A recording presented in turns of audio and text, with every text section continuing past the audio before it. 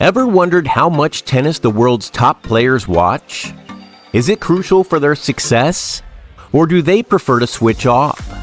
Today we uncover the surprising viewing habits of tennis stars like Iga Swiatek, Andy Murray, and more. In this video we'll explore: do the top players like Iga Swiatek watch any tennis at all?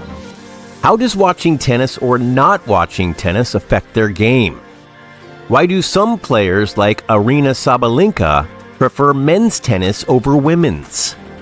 Iga Swiatek, the world #1 and 4-time French Open champion, has a surprising confession. "I don't watch any tennis," she explains. That during tournaments she's too busy, and if she's not performing well, she feels jealous watching others. Swiatek prefers to let her coach handle match analysis, focusing instead on her own game.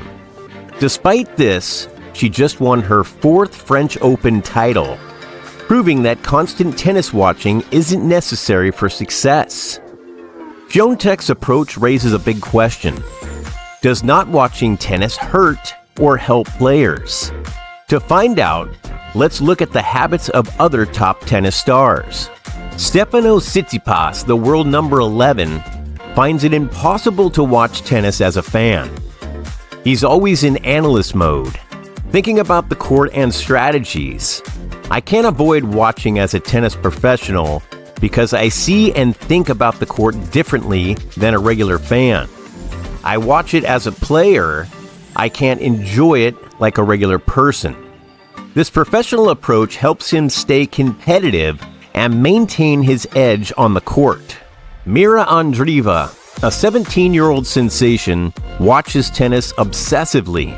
After late-night matches, she's still checking results and highlights on Instagram. She even watches old matches of her idol, Martina Hingis, on YouTube, Andreeva says. "I don't think there's been a day without tennis for me since I started playing. I always watch some tennis." Her constant viewing helps her learn and stay motivated. Andy Murray can't stop watching tennis, whether he's competing or not. Before having kids, Murray said he watched about 3 sets of tennis a day. Last year, he mentioned that he wishes he had time to watch full matches from the stands.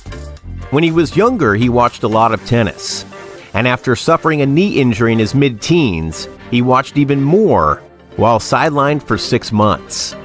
He believes all this watching helped him when he first joined the tour because he knew exactly how his opponents played.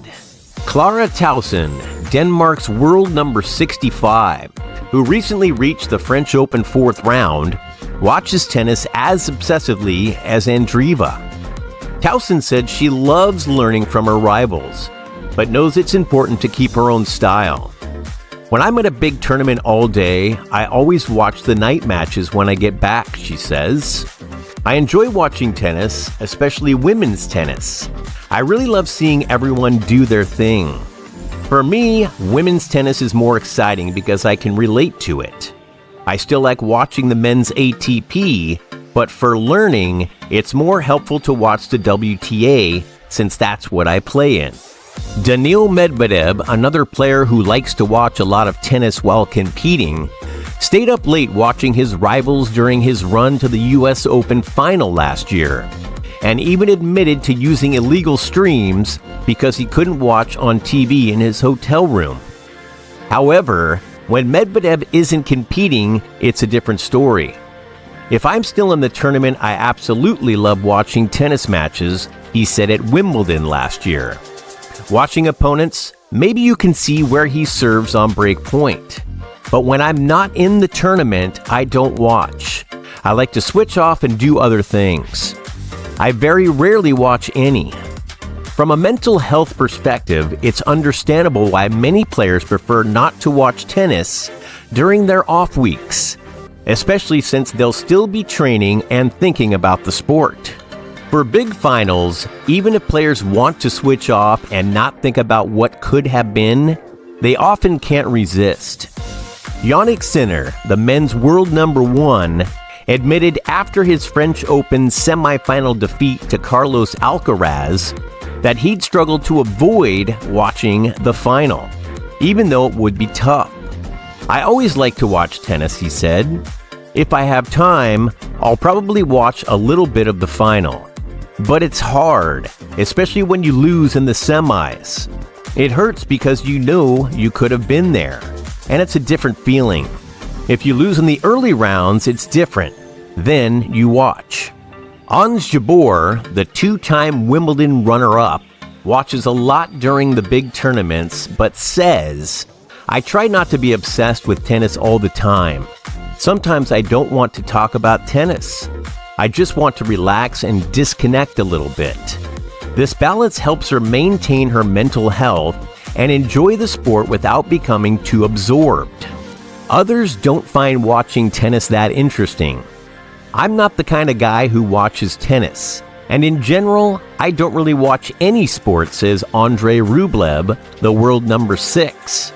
"I can watch tennis sometimes if it's a really interesting match, or if I need to study someone I'm going to play against. But I only watch if I have a reason. If there's no reason, I don't usually watch tennis." In April, world number 3 Aryna Sabalenka stirred things up when she said, "I don't watch my rivals' matches. I feel like I've played against them enough.